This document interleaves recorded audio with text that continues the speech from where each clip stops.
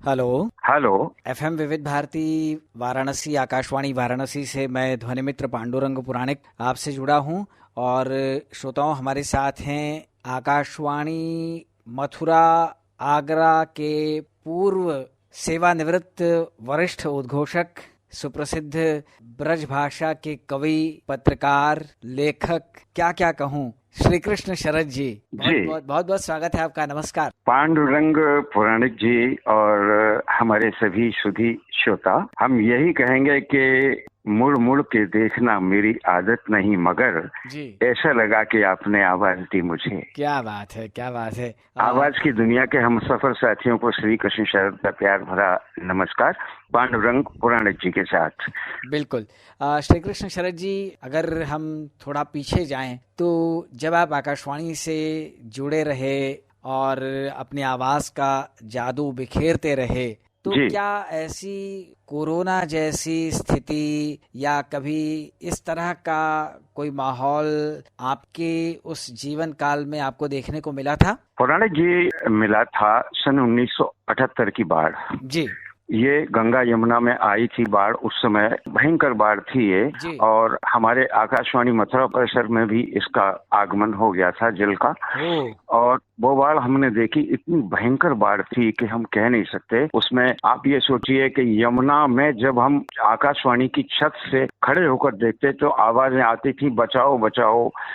पशु, मनुष्य कहना चाहिए, और तैरते हुए चले जाते थे और डूबते उतराते हुए चले जाते थे, और हमें लगता था कि ये बाढ़ बहुत भयंकर है।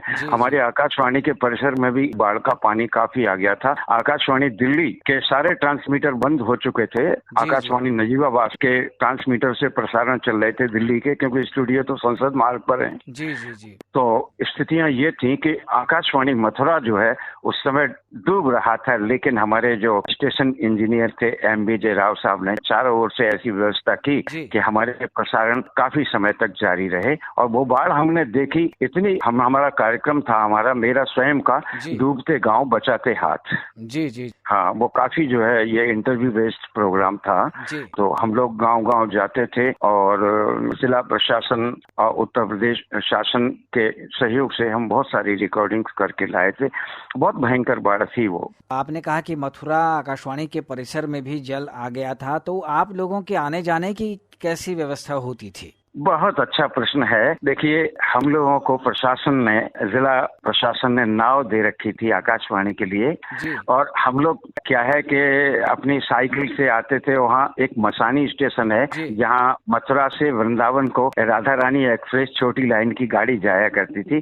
तो हम मसानी स्टेशन पर आ जाते थे और वहाँ नाव आती थी। हम इंजीनियर्स को, और कहना चाहिए जो प्रसारण कर्मी अगर दिन में होते थे, अकाउंट सेक्शन भी होता था, और उद्घोषक और ड्यूटी अफसर्स, वो जो है नाव में बैठ करके जाते थे। पांडुरंग जी, आप को जान के ये हैरानी भी होगी और खुशी भी होगी कि हम बीच में, क्योंकि नए व्यक्ति थे, 78 ठीक है, हम सन 1969-70 में आकाशवाणी में हमारा शुभागमन हुआ था, लेकिन हमने देखा कि 78 में हम अपने को तब भी नए मानते थे। आज भी हमारी 75 ईयर्स उम्र है, लेकिन आज भी हम अपने को नए ही मानते हैं। बिल्कुल।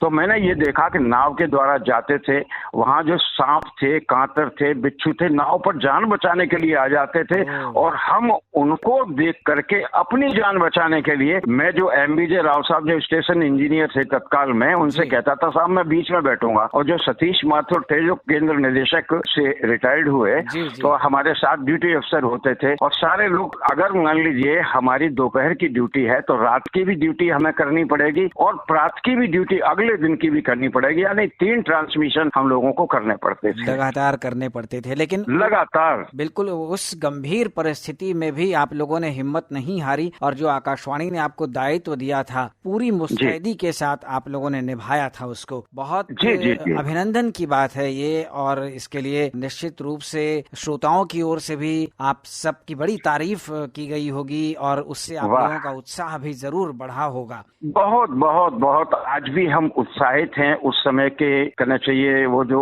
यादगार है तत्कालीन, उसको स्मृतियों में संजोए हुए हम मानस में आज भी वो यादगार संजोए हुए हैं। वो साथी, वो भयंकर बाढ़, डूबते गांव, बचाते हाथ और यमुना की भयंकरता, लेकिन आकाशवाणी के प्रसारण निर्बाध रूप से गतिमान बने रहना, ये अच्छे अधिकारियों का काम है। निश्चित ही वो बधाई के पात्र हैं। बिल्कुल। इस समय जैसे सेवानिवृत्ति के बाद आप कहाँ पर स्थिर हो गए हैं? देखिए, हम तो ब्रज में ही मथुरा से बरेली जाने वाले मार्ग पर हमारा एक छोटा सा गांव है, नाम है मौसमपुर। जी जी जी। और कभी कभी ऐसा होता था, जब हम नए नए लगे थे तो हम बोलते थे ये आकाशवाणी का मथुरा वृंदावन केंद्र है। मौसम का हाल सुनाना होता था तो डायरेक्टर साहब का टेलीफोन आता था, भाई शरद जी क्या कह रहे हैं? जी। मैंने कहा कि मौसम का हाल सुना रहे हैं, लेकिन भूल से, क्योंकि सर्टिफिकेट्स में बार बार गाँव का नाम लिखना पड़ता है मौसमपुर, तो भूल से हम कभी कभी कह रहे थे ये आकाशवाणी का मथुरा वृंदावन केंद्र है, लीजिए सुनिए मौसमपुर का। मौसम की जगह मौसमपुर का हाल बताते लगते थे। तो ऐसा गांव है हमारा, जो कहना चाहिए काली नदी जो गंगा जी और यमुना में मिलती है, उसी नदी के किनारे एक छोटा सा गांव है, सूकर क्षेत्र, जहां तुलसीदास का जन्म होना बताया जाता है। और ये बताया जाता है कि मैं पुण्य निज सन सुनी कथा से सूकर खेत, जहाँ तुलसीदास जी ने राम की कथा अपने गुरु के श्री मुख से सुनी, वो स्थान है हमारा। वाह वाह, क्या बात है, क्या बात है। गंगा जमुना की अंतर्वेदी में बसा हुआ, कहने से ये चारों ओर आम के बगीचे हैं। अमीर खुसरो का गांव है पटियाली, जिन्होंने लिखा काहे को ब्याही विदेश रे सुन बाबुल मेरे, ऐसे अच्छे गीत लिखे। और अमीर खुसरे के बारे में तो सारी दुनिया जानती है। बलवीर सिंह रंग मेरा गांव गरीब रे, ये आधुनिक कवियों में ये बलवीर सिंह रंग, आत्म प्रकाश मिश्र, आत्म प्रकाश शुक्ल, कहना चाहिए ये बड़े बड़े अच्छे कवि लोग रहे। तो कवियों का ये बहुत बड़ा वो केंद्र रहा है।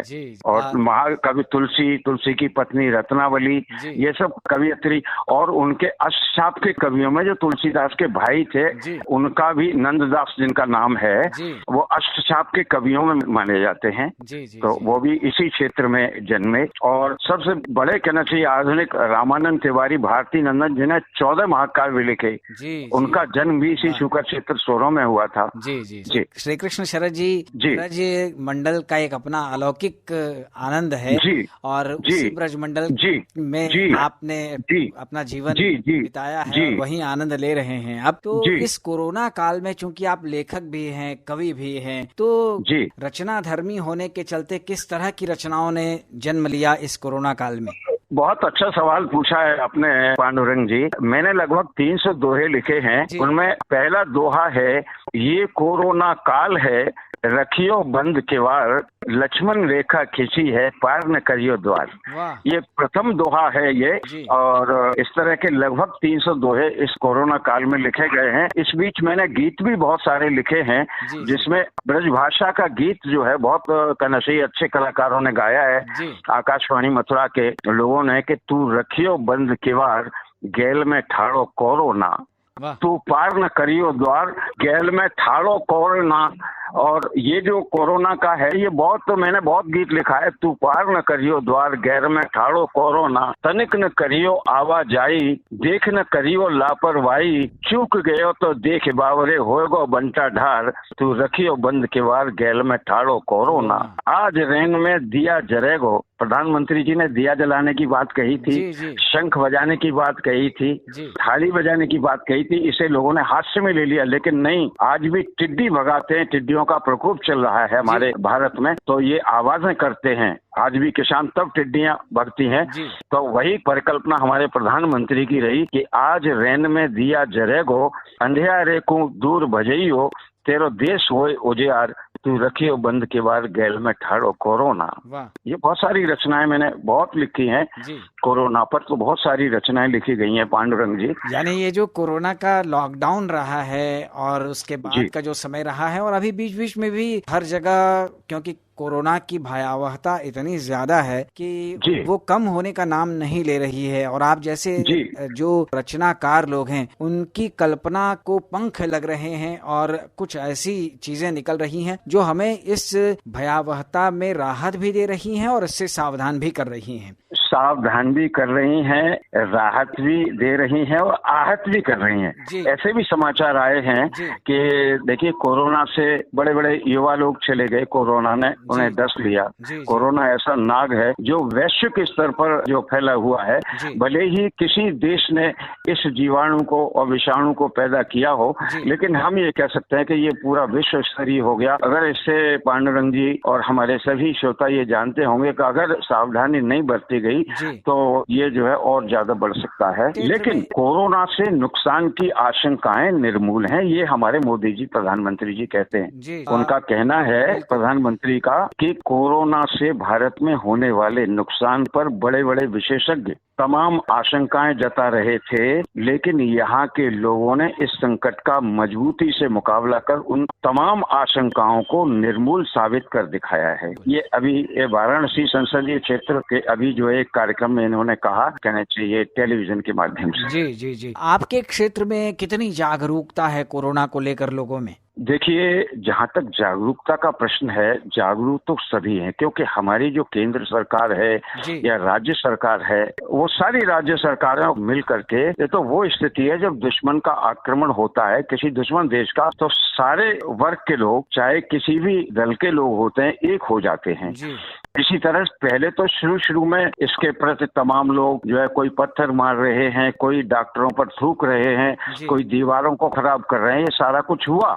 लेकिन बाद में पांडुरंग जी उस चीज को कोरोना वंशी विजातीय लोगों ने भी उसको समझा और समझने के बाद जान गए कि कोरोना किसी को माफ नहीं करेगा, सबको समदृष्टि से देखेगा, तो इससे बचाव करना ही आवश्यक है। और बचाव के लिए हमारे जो प्रधानमंत्री ने 23 मार्च को जो लॉकडाउन की घोषणा की, ये वास्तव में एक बहुत बड़ी चीज है और यही कारण है कि आज हमारे देश में, हमारे भारत में कोरोना का प्रकोप बहुत अधिक नहीं आ पाया है। बिल्कुल बिल्कुल। श्री कृष्ण। और जहाँ तक जागरूकता का प्रश्न है पांडुरंग जी, हमारे ब्रज क्षेत्र में मथुरा, वृंदावन, सूकर क्षेत्र, हाथरस, कासगंज, एटा, मैनपुरी, अलीगढ़, आगरा, ये जो क्षेत्र है, इटावा, फर्रुखाबाद और कानपुर, ये क्षेत्र आज भी उतना कहना चाहिए कोरोना का शिकार नहीं हुआ है जितना कि एनसीआर, दिल्ली, नोएडा, गुजरात का अहमदाबाद, बम्बई, महाराष्ट्र, ये मतलब उतने ज्यादा नहीं है हमारे यहाँ, क्योंकि यहाँ जो है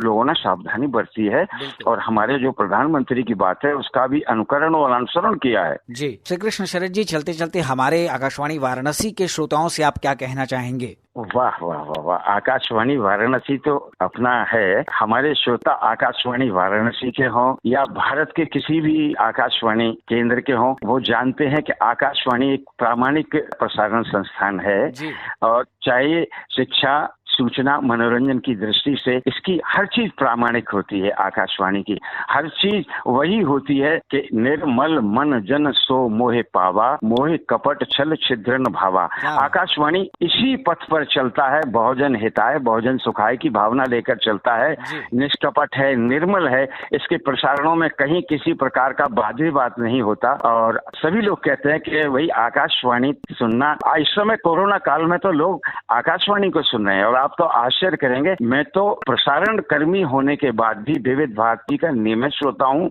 और आकाशवाणी के हर केंद्र को लगभग जब भी समय मिलता है, कार्यक्रम अच्छा आ रहा होता है, मैं न्यूज ऑन EIR ऐप पर सुनता हूँ उसे। हाँ, तो आकाशवाणी वाराणसी के श्रोताओं को मैं तो यही कहूँगा चलते चलते कि ये जो कोरोना है, सभी गम भूल जाते हैं फकत एक मुस्कुराने से, सभी गम भूल जाते हैं फकत एक मुस्कुराने से, जिंदगी लगती सुहानी है महज हंसने हंसाने से, गमों का दौर जब आए ठहाका मार कर हंस लो, जिंदगी बोझ बनती है सदा रोने रुलाने से। क्या बात है, क्या बात है।